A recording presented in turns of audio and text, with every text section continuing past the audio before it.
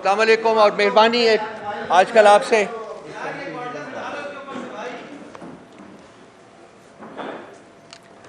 आपसे माशाल्लाह मुलाकात खासी हो रही है। अल्लाह करे कि असरात इसके अच्छे हो। बड़ी मेहरबानी। आज जो मसला आपके साथ हम रखने वाले हैं वो एक इंसानी मसला है, एक ह्यूमन सफरिंग का एक मसला है। तो मैं इसके ऊपर तो कुछ नहीं कहूँगा इस मौके के ऊपर।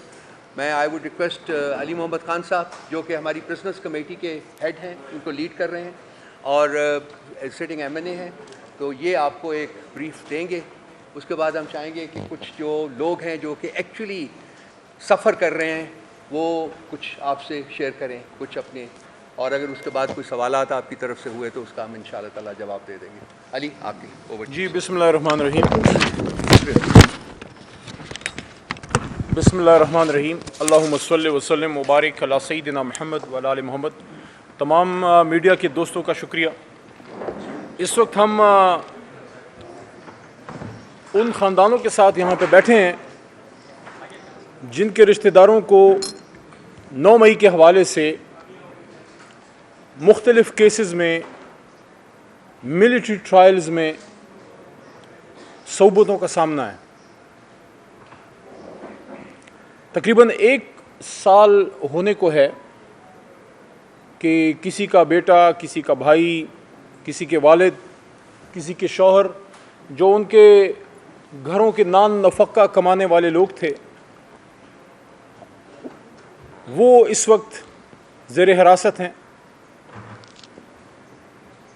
सबसे पहले तो हम बतौर जमात तहरीक इंसाफ और मैं बतौर वकील भी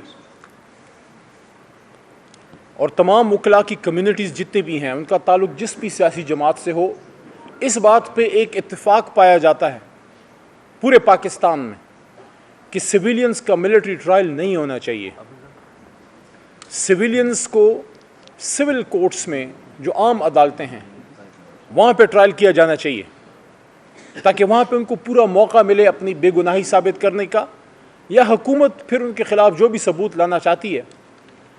लेकिन अगर मिलिट्री कोर्ट्स में वो ट्रायल होता है तो फितरी तौर पे आपके पास इंसाफ लेने के वो तमाम ज़राए मफ़कूद हो जाते हैं जो आम अदालतों में आपको हासिल होते हैं।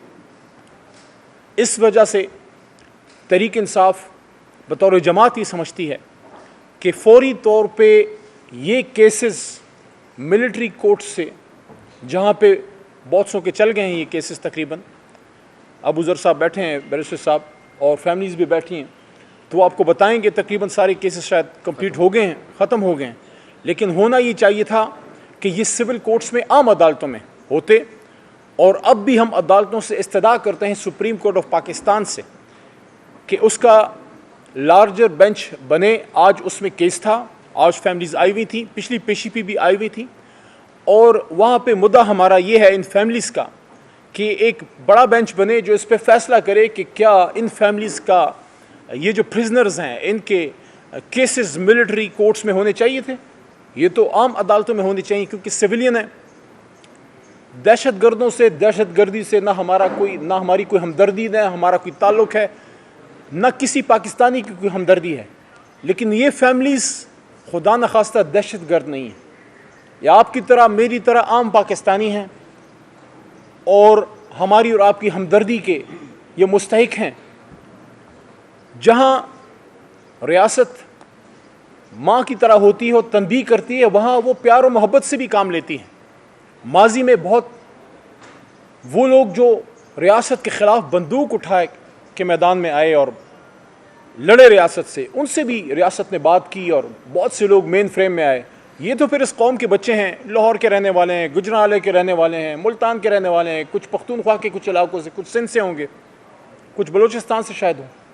वो लोग जो पाकिस्तान से मोहब्बत करते हैं, उनकी बहनें, उनकी माएँ यहाँ बैठी हैं, और ये जो बच्चे इस वक्त असीरान हैं जो साल से तकरीबन होने को है, ईद उनकी गुजर गई जेल में, बड़ी ईद भी गुजरी, मेरी भी गुजरी, ईद उल अज़हा मैंने भी जेल में गुजारी। जेल की ईद का मुझे भी पता है कि जेल की ईद की तकलीफ़ क्या है, अपने माओ अपने प्यारों से दूर रहने का दुख क्या है। तो ये मुहब्ब वतन पाकिस्तानी, इनको मौका दीजिए कि ये अपनी बेगुनाही आइन के मुताबिक अदालतों में साबित कर सकें और ये इस मुल्क में आके मोहब्बत से प्यार से रहने का इनको मौका दें, इनको दीवार से ना लगाएं और इनको पाकिस्तान की खिदमत का मौका दें। इन्हीं में से, इन्हीं बच्चों में से कोई आगे CSS करेगा, इन्हीं में से कोई आगे आके बिजनेस करेगा, इन्हीं में से आगे आके कोई आर्म्ड फोर्सेस में नौकरी करेगा। बच्चे हैं, कम उम्र हैं, तो इनके साथ मोहब्बत वाला, प्यार वाला रवैया होना चाहिए। और आखिर में दोबारा ये बात, ईद पे इनकी फैमिली से मैं जाके मिला, क्योंकि पाकिस्तान तहरीक इंसाफ की कोर कमेटी ने इनके हवाले से एक असीरान की, प्रिजनर्स की कमेटी बनाई जिसमें मुझे ज़िम्मेदारी दी। उसमें हमारे और भी ज़िम्मेदार लोग हैं। हमारे चेयरमैन तहरीक इंसाफ जो सिटिंग चेयरमैन है बैरिस्टर गौर साहब, सेक्रेटरी जनरल उमर अयूब साहब, सारे उस कमेटी में हमारे साथ हेल्प करते हैं, काम करते हैं। वकला उसमें बैठे हैं, रऊफ़ भाई का शुक्रिया कि इसमें हेल्प करते हैं। वकला ILF के और सिविल सोसाइटी के लोग भी उसमें मौजूद हैं। हमने इन फैमिलीज़ की तकलीफ़ ईद में देखी है और मैं ये समझता हूँ कि हुकूमत को इस मामले को प्रायोरिटी पे देखना चाहिए। मैं मोहतरम चीफ जस्टिस ऑफ पाकिस्तान जनाब काजी फाइज ईसा साहब से भी इस्तदा करूँगा कि इसको सूरत से देखिए, इसको आप इसमें बराए करम इसको जल्दी निपटाइए, इसमें बड़ा बेंच बैठे ताकि ये हमारे बच्चे जो हैं वापस कौमी धारे में आके मुल्क की खिदमत कर सकें। देखें, मैं दोबारा ये कहना चाहता हूँ, तहरीक इंसाफ एक पुरअमन जमात है। कभी तहरीक इंसाफ ने पुरतशद्दुद कार्रवाइयों का ना कहा और हमारी 27 साल की 26 साल की तारीख़ है। कल हमारे यौम तासीस है।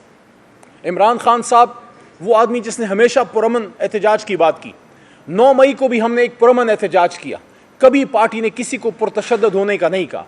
लेकिन अगर कहीं कुछ ऐसे वाक़यात हुए हैं तो उसकी तो इमरान खान साहिब ने और मैंने और हमारी कोर कमेटी के मेंबरान ने, हमारे राइट साइड पे बैठे रऊफ़ हसन साहब ने, मेरे लेफ़्ट साइड पे बैठे अबूज़र न्याजी साहब ने, सब हमारी मेन लीडरशिप ने, बैरिस्टर गौर साहब ने, उमर अयूब साहब ने, सब ने ये बात की है, शिबली फराज ने, कि जुडिशल इंक्वायरी कीजिए, सुप्रीम कोर्ट के नीचे जुडिशल इंक्वायरी कीजिए, देखिए कि मामला कैसे हुआ, क्यों हुआ और हकीकत तक पहुंचिए कि एक पुरअमन सियासी जमात पे ये टैग क्यों लगाया गया। हम तो पुरअमन लोग हैं, हमने तो एजुकेटेड क्लास को, फैमिलीज़ को, बच्चों को सियासत में लेके आए और वो लोग जो कलम के मजदूर हैं उनको कहा कि आप सियासत में आएँ।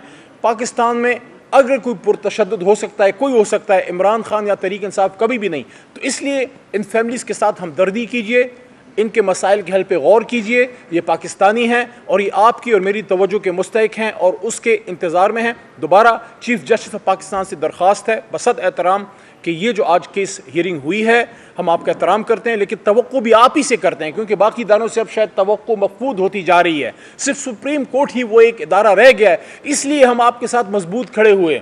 जब 6 जजेस का लेटर आया, कोई सियासी जमात जुडिशरी के साथ खड़ी नहीं हुई, सिर्फ तहरीक इंसाफ खड़ी हुई, क्योंकि हम ये समझते हैं कि हमारी जमात का नाम ही इंसाफ है। हम जुडिशल सिस्टम की मजबूती के लिए हम जो है आपके साथ, और उसके लिए हमने पूरे मुल्क में इस पे प्रोटेस्ट किए कि 6 जजेस का जो मामला है ये क्यों हुआ, क्योंकि जिन लोगों के पास लोग इंसाफ लेने आते हैं, अगर उन्हों को ही इंसाफ लेने का तलबगार बनना पड़े तो फिर मुल्क का क्या बनेगा। इसलिए 6 जजेस वाले मामले पे हमने मोहतरम चीफ जस्टिस साहब से दरख्वास्त की थी, इस्तदा की थी कि आप इस पे सू मोटो नोटिस लें। उन्होंने नोटिस लिया और पिछली हियरिंग में उन्होंने ये भी कहा कि इस पे फुल बेंच बनाएंगे। ये हमारा वो मुतालबा था कि आप, ये मामला जुडिशरी का है, इसको आप इंतज़ामिया की तरफ ना भेजिए, क्योंकि उन्हीं से तो ये सारे मामलात हुए हैं। इसलिए हम चीफ जस्टिस से ये इस्तदा करते हैं कि हमारी सारी तवक्कुआत इसमें जुडिशरी से हैं। बाकी इदारों ने जो हमारे साथ किया है, 8 फरवरी को जो हुआ, अभी जो 21 अप्रैल को हुआ, हमारा मैंडेट चुराया गया, उस पर फिर किसी दिन बात करेंगे, उस पर तफसीली बात होनी चाहिए, पार्लिमान में भी बात करेंगे। लेकिन आज हम इन फैमिलीज़ के लिए इकट्ठे हुए हैं पार्लिमान में। कल बैरिस्टर गौर चेयरमैन तहरीक इंसाफ ने इस पर बात की है, मैं भी यहाँ आपके सामने बैठा हूँ। मैं रऊफ़ भाई और तमाम लोगों का शुक्रिया भी अदा करता हूँ कि आप सब ने हमें इस पे हेल्प किया। मीडिया का शुक्रगुजार हूँ और दरख्वास्त करूँगा, मेरे राइट पे बैठे हैं अबूज़र साहब, इस पे राय का इजहार कीजिए और फिर फैमिलीज़ जो हैं उनसे भी दरख्वास्त होगी कि वो अपना मौक़िफ़ दीजिए। ख़ासकर आज जो सुप्रीम कोर्ट में कार्रवाई हुई है उस पर हमारे फैमिलीज़ के तर्जुमान जो हैं वो बात करेंगे। जी बैरिस्टर साहब।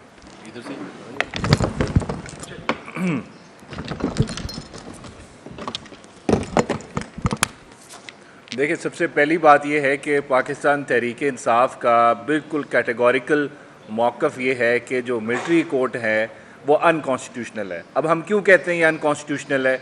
आपके आइन का आर्टिकल 175 कहता है कि जो जुडिशरी और एग्जीक्यूटिव होंगे उनके फंक्शंस आपस में मिंगल नहीं करेंगे, यूजर्प नहीं कर सकता आपका एग्जीक्यूटिव जुडिशरी का फंक्शन। अब इसमें मसला क्या आ रहा है, जो आपके कर्नल साहब जिन्होंने ट्रायल प्रिजाइड किया है मिलिट्री कोर्ट्स के लोगों का, वो कर्नल साहब मिनिस्ट्री ऑफ डिफेंस के मुलाजिम हैं, वो एग्जीक्यूटिव को रिप्रेजेंट करते हैं। अगर एक कर्नल साहब ने ट्रायल करना है एज अ जज, वो एक एग्जीक्यूटिव का ऑफिसर जुडिशरी का जो फंक्शन है उसको यूजर्प कर रहा है, उसको एज्यूम कर रहा है, उसका रोल जो है वो उसने छीन लिया है। तो यही हमारा मेन मुद्दा है, यही पॉइंट है कि हम चाहते हैं कि इनका अगर ट्रायल होना है किसी का तो वो एक जुडिशरी का ऑफिसर करेगा।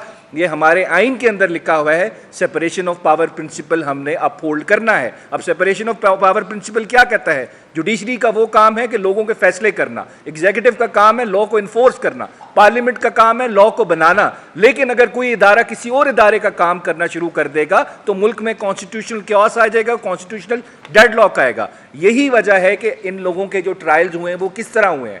जब आप एक ऐसे शख्स को प्रिजाइडिंग ऑफिसर कोर्ट का बना देंगे जो एग्जीक्यूटिव को रिप्रेजेंट कर रहा है। अब इसकी मैं मिसाल आपको देता हूं कि एक पुलिस ऑफिसर है जो आपके खिलाफ FIR रजिस्टर कर रहा है, वही अगर आपका जज बन जाए तो क्या वो इंसाफ करेगा? ये तो कॉन्फ्लिक्ट ऑफ इंटरेस्ट है। यही हमारा सारा केस है कि इस वक्त जो आपके कंप्लेनेंट्स हैं वही आपके जज हैं, वही ज्यूरी हैं, वही आपको सजा दे रहे हैं। तो ये आइन से मुतसादिम ट्रायल हो रहे हैं।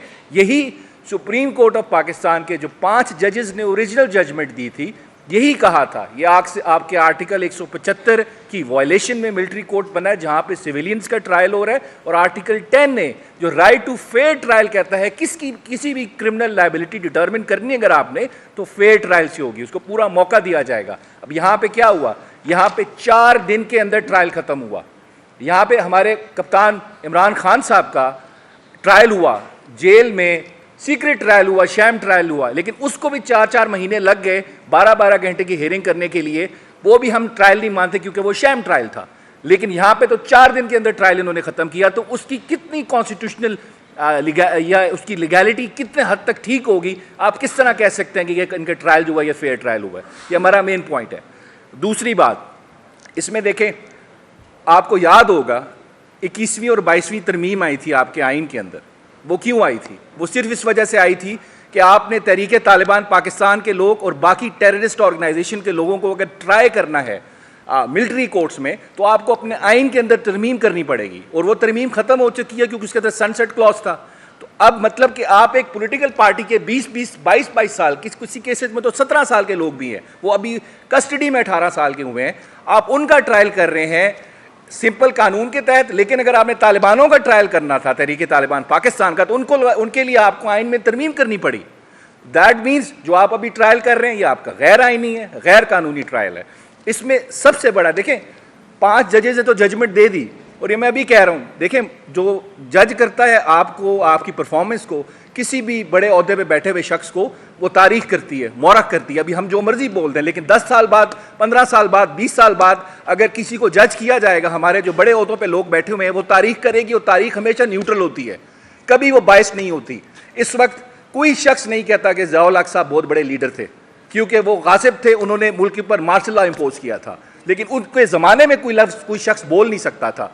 अब यहीं पे आपके हमारे बाजवा साहब हैं, वो कस्में खा रहे हैं लेकिन उनको बात यकीन करने को तैयार नहीं है। लेकिन एक टाइम पे यही माटी बाजवा साहब थे, जो वो कहते थे उनकी बात मानी जाती थी।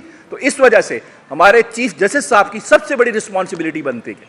उन्होंने खुद कहा था 21वीं आईनी तरमीम के केस में कि मिलिट्री कोर्ट्स अनकॉन्स्टिट्यूशनल है, जब तालिबान को ट्राई किया जा रहा था। अब वही चीफ जस्टिस साहब इस बेंच में नहीं बैठे, आपको बैठना पड़ेगा इस बेंच पे। आपकी लेगेसी ऑलरेडी क्वेश्चनेबल हो चुकी है। क्यों? आपने रिटर्निंग ऑफिसर्स के केस का फैसला किया और उमैर नियाजी को कंटेम्प्ट इशू कर दी कि उसने क्यों कहा कि जुडिशरी से रिटर्निंग ऑफिसर्स लें। फिर आपने एक पॉलिटिकल पार्टी से उनका सिंबल छीन लिया इलेक्शन से थोड़े दिन पहले। आपसे ये भी क्वेश्चन होगा, अगर आप चाहते हैं कि आपकी लेगेसी थोड़ी सेलिब्रेट हो जाए क्योंकि आपकी रिटायरमेंट आने वाली है, तो आपको इस केस में बैठना पड़ेगा, क्योंकि आप ऑलरेडी कह चुके हैं मिलिट्री कोर्ट्स अनकॉन्स्टिट्यूशनल है। तालिबान के केस में जब उनका ट्रायल होना था, तो क्या पाकिस्तान तहरीक इंसाफ के जो लोग हैं 20-20 साल के बच्चे, उनके ट्रायल में आप क्यों नहीं बैठ रहे? आपको बैठना पड़ेगा, आपको लार्जर बेंच बनाना पड़ेगा, क्योंकि ये इस मुल्क की जमहूरियत का क्वेश्चन है। ये लोग दहशतगर्द नहीं है, ये TTP के मेंबर्स नहीं है, ये एक आम पॉलिटिकल पार्टी के आम से वर्कर्स हैं।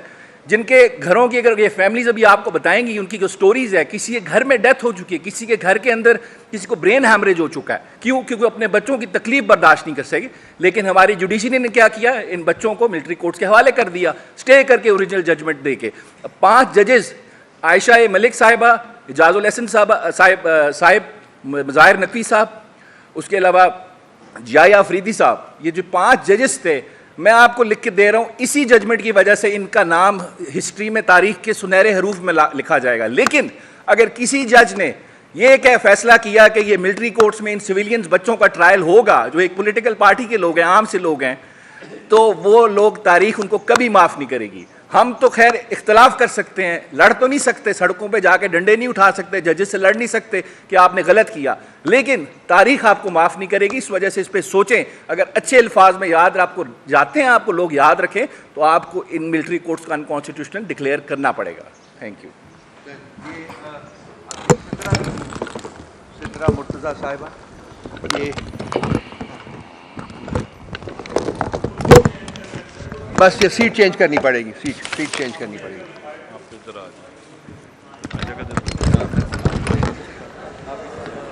अच्छा,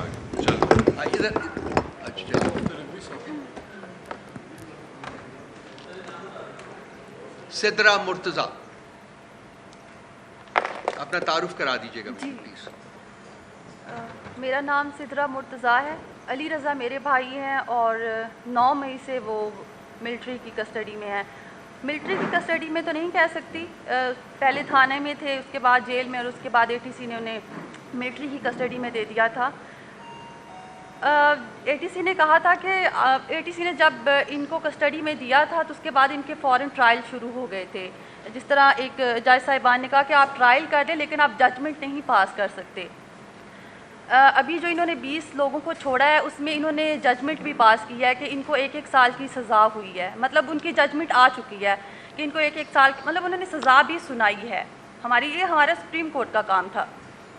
आज की हेयरिंग की बात की जाए तो हमें आज की हेयरिंग से कुछ हाई होप्स थी, क्योंकि इन्होंने कुछ लिस्ट फ्राहम करनी थी आज जज साहिबान को कि जिन लोगों को 3 साल या 3 साल से कम सज़ा हुई है उनकी लिस्ट दी जाएगी। लेकिन आज वो नहीं हुआ। आज फिर से वही लार्जर बेंच वाला मसला, वही इशू उठाया गया जिस तरह पहले वाली हेयरिंग्स में हो चुका है। कभी ये 5 रुकनी बेंच एक फ़ैसला देता है, फिर उसको कालअदम करार दे दिया जाता है, फिर लार्जर बेंच की अपील में हम जाते हैं। अगर ये समझते हैं कि 9 मई इतना सीरियस इशू है तो फिर ये लार्जर बेंच बनाएं या फिर ये फुल बेंच बनाएं। जितना इनके पास डाटा है वो सारा फ्राहम करें। इनके पास सीसीटीवी फुटेज है जिसकी बिना पे इन्होंने सज़ाएं दी हैं, जिसकी बिना पे ट्रायल हुए हैं, तो ये सारा डाटा फ्राहम करें। जब काजी फायज़ ईसा साहब ने APS हमले का फ़ैसला सुनाया था और कहा था कि हमारी सिविल अदालतें मौजूद हैं और ATC इनको सज़ाएं देगी, वो दहशतगर्द थे। उनके फ़ैसले अगर ATC कर सकती है तो सिविलियंस के फ़ैसले फिर मिलिट्री ट्रायल में कैसे हो सकते हैं? उनका सीधा केस तो फिर ATC में होना चाहिए। और चलो इन्होंने मिलिट्री ट्रायल कर लिए हैं, इन्होंने सज़ाएं सुना दी हैं, लेकिन हमें तो इतना भी नहीं पता कि हमने आगे अपील में कहाँ पे जाना है। आया कि इनके जजेस के पास जाना है और क्या हमारी अपील ये लगाएंगे? 6-6 माह हमारी अपील ही ना लगे तो फिर हम साल जलील होंगे। इन्होंने 105 लोग पकड़ लिए थे, मिलिट्री ने अपनी कस्टडी में रख लिए। ईद का मौका था, आर्मी चीफ साहब एक दफ़ा उन बच्चों के पास जाते तो सही, उनको देखते, वो दहशतगर्द लगते हैं इनको। कोई उन्हें PhD होल्डर है, कोई MPhil स्कॉलर है, कोई डॉक्टर है, कोई CA का स्टूडेंट है, कोई अपना कारोबार करके, दिहाड़ी करके, अपनी मेहनत मजदूरी करके अकेला बंदा अपने घर का रोज़गार चला रहा है, वो दहशतगर्द लगते हैं। ये माएँ बहनें बैठी हुई, ये दहशतगर्दों की माएँ बहनें हैं। खुदा के लिए आर्मी चीफ साहब से मेरी एक ही अपील है कि वो उन बच्चों से जाके मिलें, उनसे पूछें, उनके चेहरों से लगता है वो आज भी इतने मुहिब्बे वतन है। 10 माह उन लोगों ने मिलिट्री कस्टडी में गुजारे, वो आज भी इतने मुहिब्बे वतन है। आज भी उनके ज़ुबान पे कोई शिकवा नहीं है। आज भी वो यही समझते हैं कि एक मिसअंडरस्टैंडिंग है जिसे सॉल्व होना चाहिए। खुदारा अपने सिविलियंस पे रहम करें। हम दहशतगर्द नहीं हैं, हम हमारे ऊपर ये ना थोपें। दहशतगर्द एक बहुत बड़ा लफ्ज़ है, ये गाली है। इस मुल्क में इसकी कोई गुंजाइश नहीं है, जमहूरियत में दहशतगर्दी की कोई गुंजाइश नहीं है। हर पार्टी इसके खिलाफ बोलती है, PTI भी इसके खिलाफ बोलती रही है। हमारा कसूर सिर्फ इतना है, हमारे उन भाइयों का, उन बच्चों का, उन बुज़ुर्गों का इतना कसूर था कि वो उस दिन सिर्फ पुरअमन एहतजाज के लिए निकले थे, जो ही इस मुल्क का कानून हमें इजाज़त देता है। अगर उनसे कोई गलती हुई है, वो उस काफ़िले का हिस्सा बने हैं, उस हजूम का हिस्सा बने हैं जो तोड़ फोड़ में मुलव्वस था, और वो जज्बात में आके उसमें कोई गलती हो गई है तो उसकी इतनी बड़ी सज़ा तो नहीं बनती। 1 साल बहुत टाइम होता है। उन्होंने मारे भी खा लिए हैं, उन्होंने सब कुछ बर्दाश्त कर लिया है। जितना आपने ट्रायल करना था, जितनी इन्वेस्टिगेशन करनी थी, फैमिलीज तक इन्वेस्टिगेशन आप लोगों ने की है, आपको सब कुछ पता है। हम दहशतगर्द हैं या सिविल पर्सनस हैं, हम सिविलाइज्ड लोग हैं। हम हर बार जितनी भी हेयरिंग्स हो चुकी हैं, फैमिलीज आती हैं यहाँ से उम्मीद लेके आती हैं, ये मेरी माएँ बहनें बैठी हुई हैं, ये मरीज़ बन चुके हैं, हमारे भाई अंदर हैं, वो हमें हौसला देते हैं। उन्होंने कभी हमें आर्मी के खिलाफ नहीं भड़काया, कभी किसी पार्टी के खिलाफ नहीं भड़काया कि आप बाहर जाके ये बयान दो, लेकिन अब हमारी हिम्मत जवाब दे चुकी है। मैं अकेली यहाँ पे 10 माह से अपने भाई के लिए जंग लड़ रही हूँ। इस कौम की बेटी हूँ, मेरा ये गुनाह है? वो मेरी माएँ बहनें, हमारे घर में कितने कितने लोग वफात पा चुके हैं हमारे घरों में। हमारे इधर एक बुजुर्ग हैं, उनके इसी सदमे में उनके एक बेटे की नेचुरल डेथ हो चुकी है हार्ट अटैक से। एक बेटा आपकी मिलिट्री कस्टडी में और एक बेटे की डेथ हो चुकी है हार्ट अटैक से। आप उस अंकल की आप देखें, वो दाऊद खान है, आप उन्हें देखें तो सही, सिर्फ 2 मिनट के लिए उनको देखें, उनका वजूद सारा कांप रहा होता है, किसी को कोई रहम नहीं आता।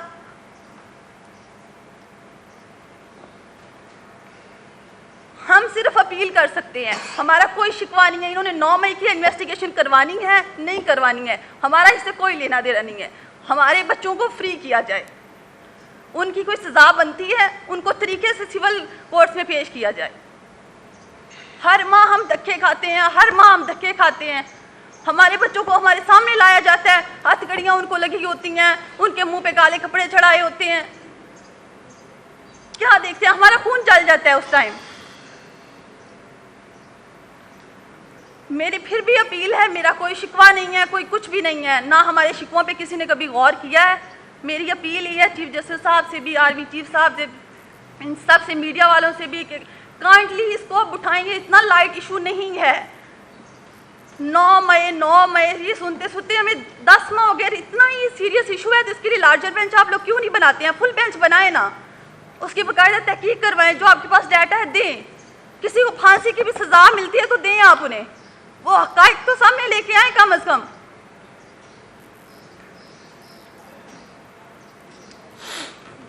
Thank you. मेहरबानी सिद्धा, बहुत मेहरबानी। तैमूर मजीद साहब हैं। तैमूर साहब, ये 2-3-4 मिनट है प्लीज़, आप बस भी थोड़े टाइम लेंगे क्योंकि काफ़ी हो गया कर लीजिए जी अपना। जी अस्सलाम वालेकुम जी सबको। मेरा नाम तैमूर मजीद है, मेरे भाई अंदर हैं जी, और 13 अगस्त को उनको अरेस्ट किया गया। 5 महीने हमें नहीं पता जी भाई कहाँ पे है, किसी को कुछ नहीं पता। और फिर अचानक पता चलता है जी कि आर्मी की कस्टडी में है, मुलाकात के लिए बुलाया गया। और उनके हालात देख के एक बार समझ में नहीं आया कि जी कि ये वही हैदर मजीद साहब हैं। और जितने भी लोग अंदर बंद हैं सबको पता है, फैमिलीज़ मिलने जाती हैं, सबका 18-18, 20-20 किलो वज़न कम हुआ हुआ है, सब अपनी हालत से बेगैर हुए हैं, कोई समझ नहीं आती। सिंपल सी बात है कि मुल्क पाकिस्तान में आइन के तहत जो भी आप इसकी चीज़ बनती है उसके ऊपर काम करें ना। सिविलियंस का मिलिट्री ट्रायल नहीं हो सकता। जब आइन में एक चीज़ लिखी हुई है तो हम आइन के ऊपर क्यों नहीं काम कर रहे? आप देखें कि PDM की हुकूमत आई, उन्होंने आगे एक बिल पास कर दिया, उसके बाद जो 5 रुकनी बेंच ने इसको हलाल करार दे दिया, उसके बाद से फिर से स्टार्ट हो गया। आज भी हेयरिंग थी सुप्रीम कोर्ट में, आज वहाँ पे लार्जर बेंच की हमारी सज़ा है कि लार्जर बेंच बनाया जाए। 6 रुकनी बेंच है, इसके ऊपर लार्जर बेंच नहीं तो फुल कोर्ट कुछ दोनों में से चीज़ करें ना, जुडिशनल इंक्वायरी करवाएं इसके ऊपर।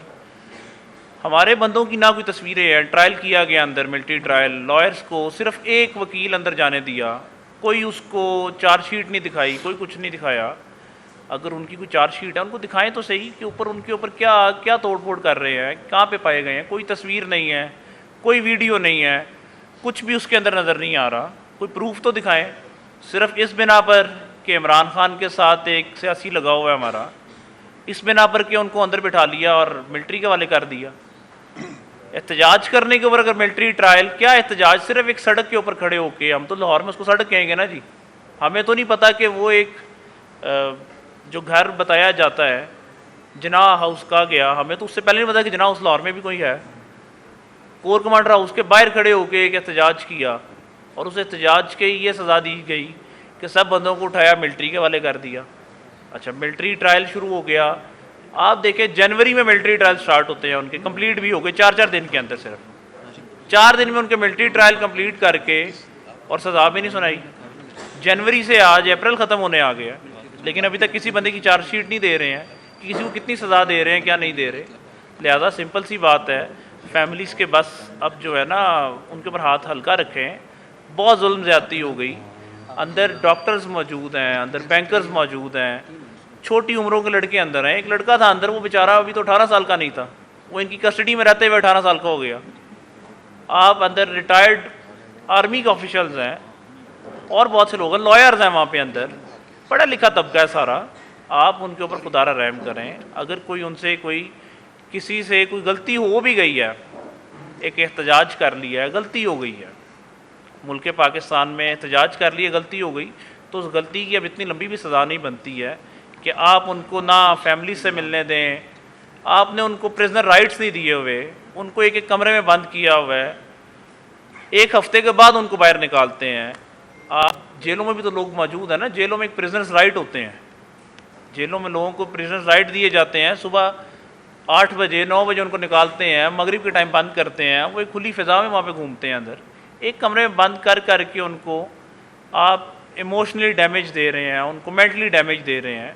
वो पता नहीं कौन कौन सी बीमारियों में लाहक हो गए होंगे। उनके पीछे उनकी फैमिलीज़ देखें जी, यहाँ पे फैमिलीज़ मौजूद हैं, आप सब उनके हालात देखें कि बंदे तो अंदर बंद हो गए, लेकिन इन बेचारों में जो कुर्ब के एक दिन गुजर रहे हैं, किस तरह से दिन गुजार रहे हैं।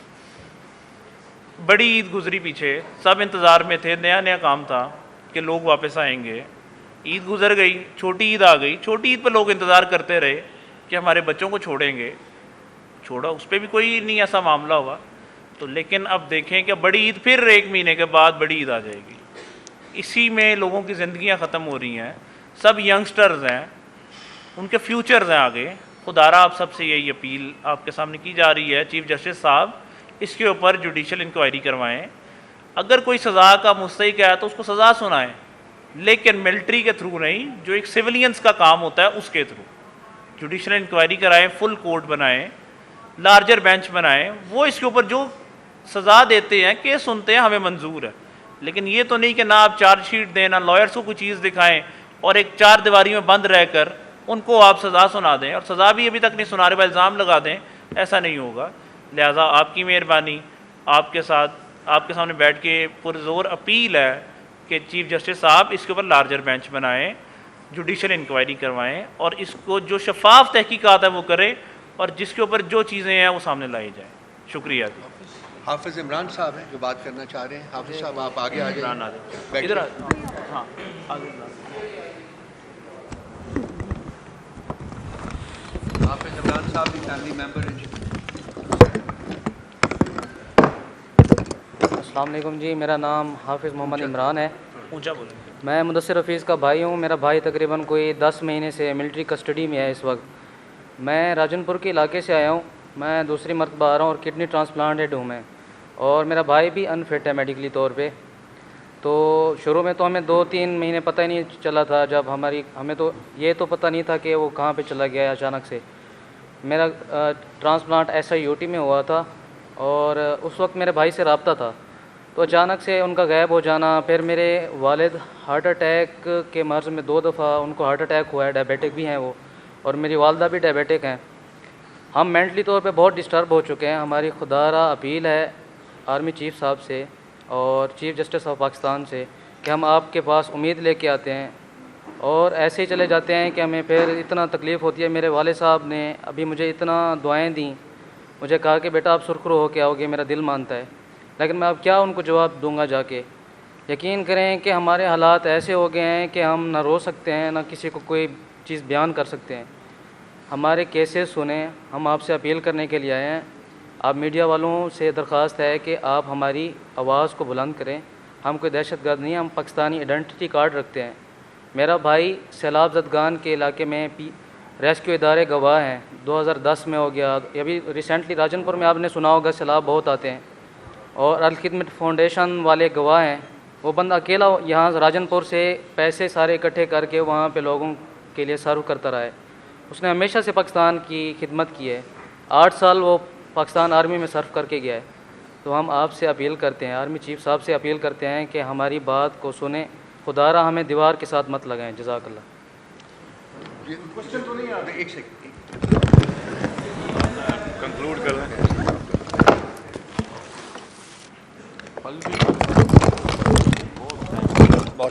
जी कोई क्वेश्चन अगर है तो पूछ लें। आज के ये फैमिलीज़ के हवाले से आपने रखना है।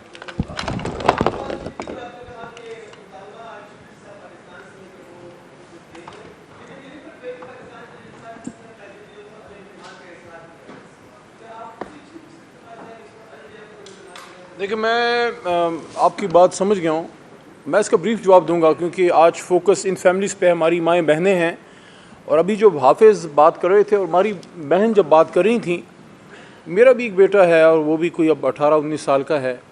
तो जब उनने कहा कि हमारे बच्चों के हाथों में हथकड़ियाँ डाल के और सर पे काली टोपी पहना के लाया जाता है, तो मेरे जहन में मेरे बेटे का हकीकत मैं आपको कह रहा हूँ कि उसकी तस्वीर आई कि अगर उसके साथ ऐसा होगा तो मुझे कैसे फ़ील होगा।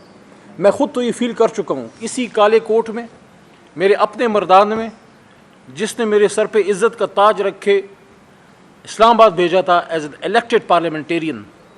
उसी मर्दान में मेरे इसी हाथ में हथकड़ी पहना के मुझे एक मुजरिम के तौर पे घुमाया गया और मुझ पे इल्ज़ाम लगाया गया। सीक्रेट एक्ट मुझ पे भी लग चुका है, एंटी टेररिज्म एक्ट मुझ पे भी लग चुका है, आर्मी एक्ट लगाया गया। लेकिन अल्लाह के करम से वो एक खुददार जज थे जिन्होंने डिस्चार्ज किया। और मैं सलाम पेश करता हूँ पेशावर हाई कोर्ट को कि पेशावर हाई कोर्ट इस वक्त आपकी जुडिशरी की इज़्ज़त बचाने वाला एक बहुत बड़ी अदालत बन के सामने आई है। तो इस वजह से हम ये कहते हैं कि आपस के गिले शिकवे हम करते रहेंगे, लेकिन इस वक्त न मैं अहम हूँ, न आप अहम हैं, न ये रऊफ़ हसन साहब। इस वक्त ये लोग अहम हैं जिनकी फैमिलीज़ आई हैं। जहाँ तक चीफ साहब के हवाले से आपने बात की, चूँकि वो ओहदे पे बैठे हैं, हमने गिला और हमने इस्तिदा उन्हीं से करनी है। जी सर।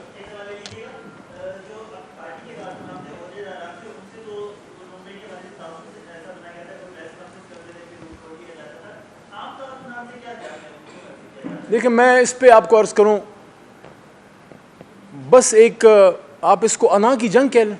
बेचारे आम कारकुन ने क्या करना है।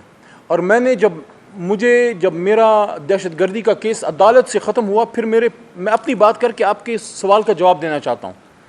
मुझ पे फेक करप्शन के केसेस बनाए गए, उसमें भी उनके हाथ कुछ नहीं लगा। तो मैं जब अदालत में, ज़ाहिर है मेरे साथ बैठे हैं, मेरे से ज़्यादा काबिल हैं कि मैं भी टूटा फूटा वकील हूँ।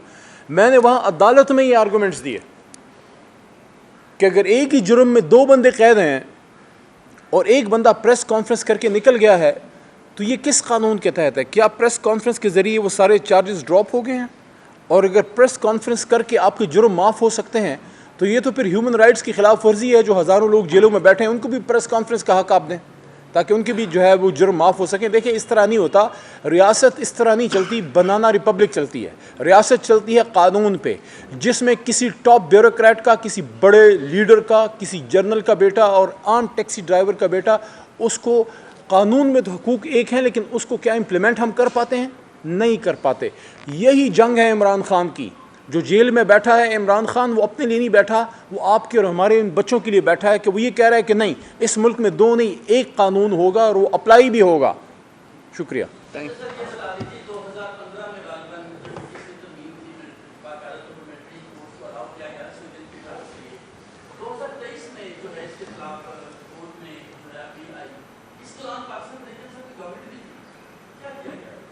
देखें, जहाँ तक दहशत गर्दों का ताल्लुक है, जो रियासत के ख़िलाफ़ बंदूक उठाते हैं, जो मुल्क पाकिस्तान के आइन को नहीं मानते, जो पाकिस्तान के वजूद को नहीं मानते, उनके ख़िलाफ़ तो फ़ौज पहले लड़ेगी, पहले हम सब हैं। उनको 22-25 करोड़ आवाम से गुजर के फिर पाकिस्तान के आइन तक जाना पड़ेगा। लेकिन ये फैमिलीज़ तो दहशत गर्द हैं, इनके बच्चे तो जेट ब्लैक टेररिस्ट नहीं हैं। वो तो आपके और मेरे बच्चों और छोटे भाइयों की तरह हाथ में कलम लिए वो तो स्कूल जाने वाले, कॉलेज जाने वाले लोग हैं। और आज भी मैं समझता हूँ कि अदालत ने और रियासत ने अगर हमदर्दी वाला रवैया रखा, इन्हीं में से जज और इन्हीं में से कैप्टन और इन्हीं में से इंजीनियर्स और इन्हीं में से डॉक्टर्स निकलने वाले हैं। शुक्रिया। थैंक यू, बहुत मेहरबानी, बहुत मेहरबानी।